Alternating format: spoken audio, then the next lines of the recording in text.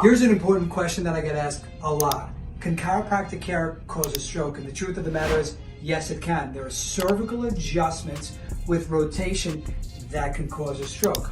However, spinal decompression, which is safe, gentle, and proven, cannot cause a stroke because the maneuvering of the table itself doesn't affect the vertebral arteries that can cause a stroke. Good stuff? Very good.